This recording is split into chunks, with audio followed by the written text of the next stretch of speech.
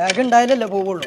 വയസ്സാം കാലത്ത് തന്തന്റെ ടൂർ പോക്ക് ഞാൻ ശരിയാക്കിയാലും ഇന്നിത് പോണത് എനിക്കൊന്ന് കാണണം.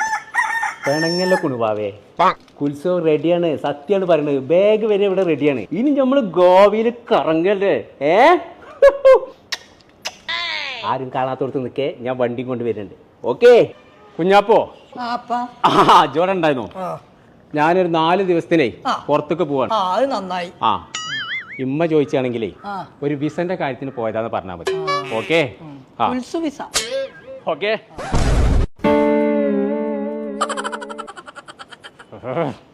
കുഞ്ഞാപ്പോ ഒന്നോടെ വന്നാ. ഇതെന്താ നിങ്ങൾ വിളിച്ചു കഴിഞ്ഞാൽ എന്തായാലും ഹെൽമെറ്റ് വെക്കണം.